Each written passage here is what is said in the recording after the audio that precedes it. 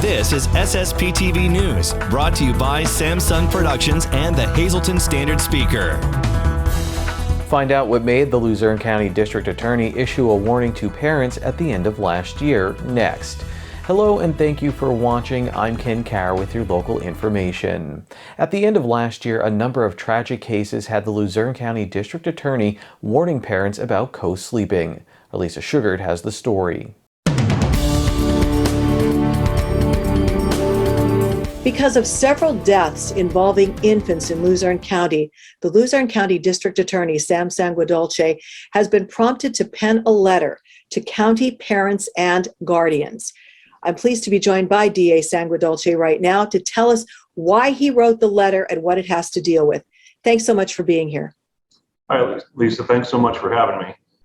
Basically, I was approached by our Special Victims Unit as we were monitoring the cases, and we realized that in the last 2 weeks, we had 3 baby deaths, all of which involved a situation we refer to as co-sleeping, basically adults putting the children in bed with them and then rolling over, unfortunately, on them. Of course, infants, it doesn't take very long to severely injure or suffocate an infant when a full-grown adult rolls over on them. In fact, it's recommended that you don't even put children in bed with infants because of the risks. So because of that alarm, we reviewed the cases, and we're up to 10 or more cases this year, which is more than double what we usually see. Historically, we had seen these cases in situations where the adult was intoxicated or under the influence of some controlled substance, which almost, I don't want to say justified it, but it explained, at least to us, well, they rolled over and didn't feel the baby, so they're somewhat responsible. In these cases, we've seen a lot more perfectly sober, otherwise, loving parents basically have this accident happen. Which is, of course, devastating to the families, and it's devastating to law enforcement as well. I mean, it is very difficult for us to deal with a situation where we have, a deceased infant. I can't even imagine. That's horrific. And I know I had asked you too, are charges considered in a case like this? Because this is a really tough situation to deal with. We investigate every case where we have a suspicious death as though it's a homicide. So we, of course, consider charges. In cases like this, we would have to see if the parents' actions rise to a level of criminal negligence. That's very infrequently the case. On top of the fact that, even if you could rise to that level, it's a very difficult case to bring without any malicious intent. Otherwise, loving parents are, clearly devastated. They have to live the rest of their lives, with this event having occurred and taking the life of their own child. So obviously, that puts a wrench in any consideration of charges, but very, very frequently it doesn't rise to the level of criminal negligence.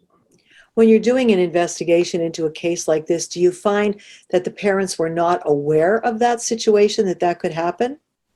Yes, which is somewhat shocking because we know that the hospitals send home paperwork that, give you various basic instruction on caring for a newborn infant. And one of the very specific, almost the first set of instructions is about safe sleeping. And they say not only should you not get in bed with an infant, you shouldn't lay the infant down on the couch.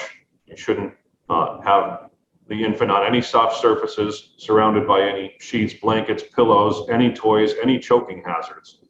It in fact goes so far as to instruct about the positioning of furniture so that the infant doesn't fall and get wedged between objects, and to ensure, that your crib has been approved because, in many years ago, we had cases where infants were getting wedged between the slats in a crib. So, there are a lot of instructions and they're pretty basic, but as you can see, if you don't follow the hospital's instructions, we could have a tragic situation. Have you been in contact with any of the medical professionals, or will you, or anything to try to make it clear maybe to some of the parents? My staff has. I have not personally. So the local hospitals, we're in touch with experts, of course, all the time on various cases, and we have discussed this issue with them. So we're doing everything we can. That was the point of the open letter, to do everything we can to inform parents who maybe aren't aware. And to be perfectly honest, even sometimes if you're aware, new parents are exhausted. It would be nothing. We had a case several months ago. A parent fell asleep on a recliner, turned sideways, and the infant, fell between the parent and the arm of the recliner. It was, another infant death that, was tragic and unfortunate. Well, you're getting important information out there because we don't want to see any more of these, as I'm sure you don't as well. So you just want the public to be educated so that we can keep all these children safe. Absolutely, and I really appreciate your efforts to help us do that. Thank you so much for your time. Thanks for having me. Today's news feature is brought to you by Feisner's Ford in Freeland, who is celebrating 75 years in business. Give them a call at 570-636-3920, or you can log on to feisnersford.com. Time now for weather on SSPTV News. Here's our forecast from the National Weather Service. On Thursday, increasing clouds with a high near 30 degrees, wind gusts as high as 21 miles per hour. On Thursday night, a 70% chance of snow, mainly after 10 p.m., mostly cloudy with a low around 22 degrees. New snow accumulation of around an inch possible. Friday, a 40% chance of snow showers before 1 p.m., mostly cloudy with a high near 27 degrees.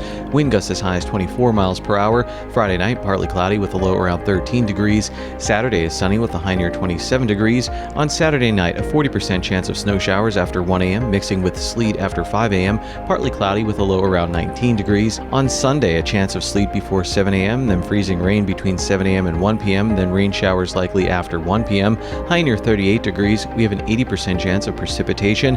On Sunday night, mostly cloudy with a low around 21 degrees.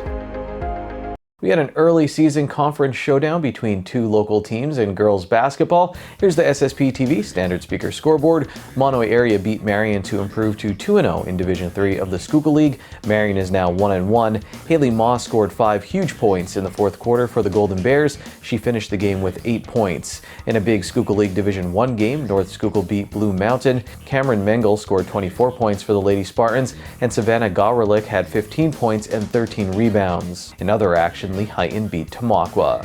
Last year we did a story on MIT women's volleyball coach Paul Dill, who's from our area. He won his 1,000th game this past season. His team ended their season winning the New England Women's and Men's Athletic Conference title, plus an NCAA Tournament Regional Championship. MIT made it all the way to the NCAA Division III quarterfinals. Coming up, a story on the 2022 Pennsylvania Farm Show, and later a feature with the Shenandoah Valley High School boys basketball team. SSPTV News would like to send sincere condolences to the family and friends of these recently departed. Judith Durant of Hazleton, the Stanley and Lasky Funeral Home went out to their arrangements.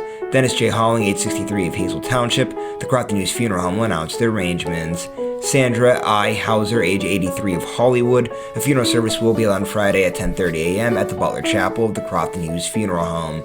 Friends may call on Thursday from 6 to 8 p.m. at the funeral home.